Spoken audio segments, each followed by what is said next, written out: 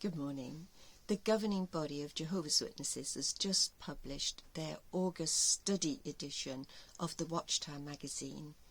The procedures mentioned in there are illegal in Ireland and in several other European countries. And in countries where it's not exactly illegal, it is most definitely unethical. In Ireland, there's a court order against Watchtower Society instructing them to use fair procedures in their internal affairs, that is, in their internal judicial system. Several judges told them that they were breaching the Constitution and that they must use fair procedures, and it was put in a court order. They've taken no notice of it whatsoever. Now, you might like to know what fair procedures are, so I'm going to quote from Principles of Irish Law by Brian Doolan, and it's to do with the laws of natural justice, and these are, first of all, that a judge must not be prejudiced in any case. He mustn't have any connections with either the prosecution or the defence.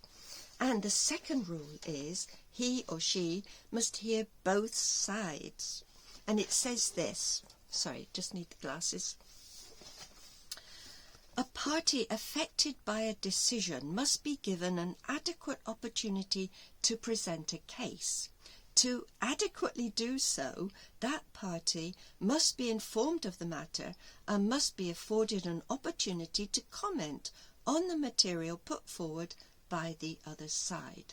Watchtower doesn't do that, and it's illegal and it's dangerous. So I'll just point out one or two comments from that Watchtower article and explain to you what Watchtower's procedures are. This is page 20 of the August study edition of the Watchtower, paragraphs 2 and 3, and it's an instruction to ordinary members of the congregation as to what to do if they know someone has broken some of Watchtower's rules. It says, and I've underlined it, what should we do if we come to know that a fellow believer has committed a serious sin? We should encourage the wrongdoer to go to the elders for help.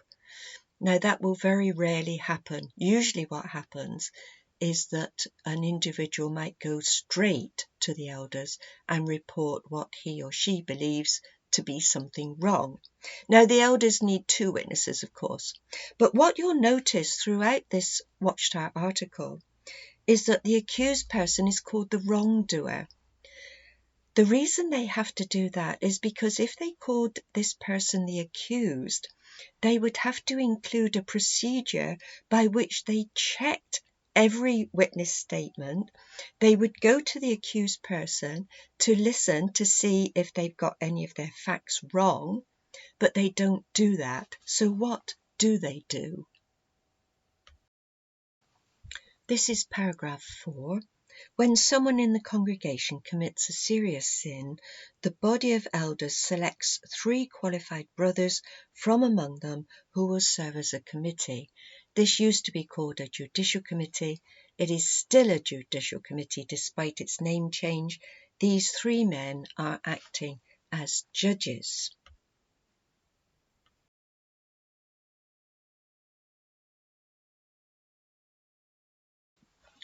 This is paragraph 6 on page 21. There's a really important phrase in this paragraph. It says, before meeting with the wrongdoer. At this point, the accused person is already guilty. You will notice that there have been no checks of the witness's statements. The elders have not gone to the accused person to hear his side of the story. They have already made up their minds as to the accused person's guilt. Now, the poor accused person has no idea in many instances of the trouble that's brewing behind his back. And if he gets called to a judicial hearing, he cannot defend himself because he is already guilty. What do the elders do at this first meeting of these judges, which they do behind closed doors? They will consider what they need to know about the individual's background. that may have contributed to his thinking, attitude and conduct. In other words, they gossip. They're allowed to do it. They put it under the heading of confidentiality. So all of this breaches the High Court's order that Watchtower must use fair procedures. Now, the principles of justice are clearly outlined in Scripture. For example, Nicodemus said this in John 7:51. Does our law judge a man without first giving him a hearing and learning what he does? The accused person must be allowed to defend himself, because the witnesses might have got things wrong. In Deuteronomy chapter 1 and verse 17, it says judges must not be prejudiced. In chapter 13 and verse 14, it says of judges, you shall inquire and make search and ask diligently. You're not just going to rely on two witnesses. Why not?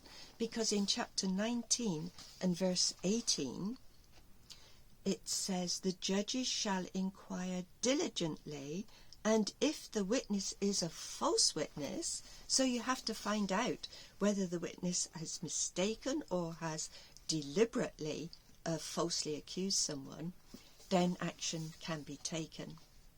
Then we can be assured then that Jehovah God has provided adequate justice principles in the Scriptures, and Watchtower is not following them.